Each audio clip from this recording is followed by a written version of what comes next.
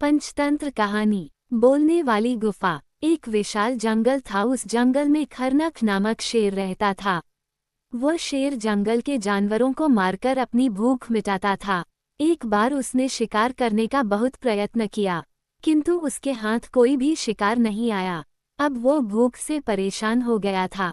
धीरे धीरे सूरज डूबने लगा। शेर जिस जगह शिकार करने का प्रयत्न कर रहा था, वहीं पास में एक गुफा भी थी। खरनक शेर उस गुफा में चला गया और सोचने लगा, इस गुफा में कोई ना कोई जानवर अवश्य रहता होगा और वह शाम को अपनी गुफा में जरूर आएगा, और जैसे ही वह गुफा में प्रवेश करेगा मैं उसका शिकार कर लूंगा और मेरी भूख मिटा लूंगा। जब तक वह जानवर इस गुफा में नहीं आ जाता, तब तक मैं यहीं आराम करता हूँ। वह गुफा एक गीदड़ की थी। उस गीदड़ का नाम दधिपुच्छ था।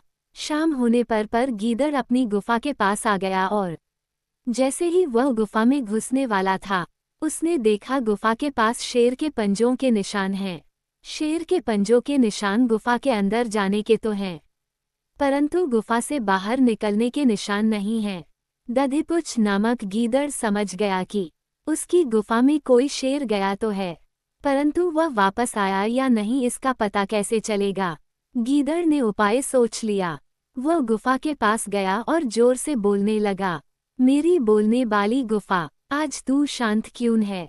तूने मुझसे कहा था कि अगर मैं लौट आया तो तू मुझसे बात करेगी। तू मुझसे बात क्यों नहीं कर रही है? गीदड़ को बोले हुए कुछ समय हो गया, परंतु गुफा ने कोई जवाब नहीं दिया। गीदड़ ने गुफा के सामने गुफा को संबोधित करते हुए दोबारा फिर से वही बातें कहीं जो थोड़ी देर पहले की थीं। गीदड़ की बातें सुनकर शेर को लगा कि शायद ये गुफा खुद बोलती हो।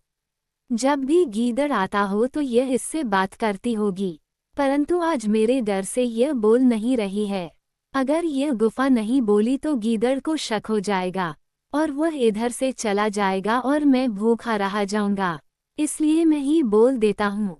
और यह सोचकर शेर स्वयं बोलने लगा, आओ गीदड़, मैं कब से तुम्हारा इंतजार कर रही थी, अंदर आ जाओ। जैसे ही अंदर से आवाज आई, गीदड़ समझ गया कि अंदर कोई बेवकूफ शेर है जो गीदड़ के गुफा में जाने का इंतजार कर रहा है और अंदर जाते ही उसका शिकार कर लेगा। गुफा के अंदर से आती आवाज सुनकर गीदड़ वहां से भाग गया और शेर की गर्जना सुनकर गुफा के आसपास के जानवर भी वहां से चले गए। खरनक नामक शेर यह जानता था कि गुफा नहीं बोल सकती, फिर भी शेर ने अपनी मूर्खता से उस गीदड़ को भगा दिया जिसे वह खाना चाहता था।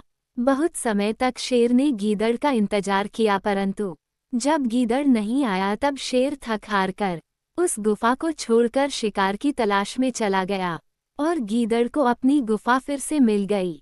शिक्षा। शेर, गीदड़ और बोलने वाली गुफा की कहानी से हमें शिक्षा मिलती है कि अपनी बुद्धिमानी से आने वाले संकट से बचा जा सकता है।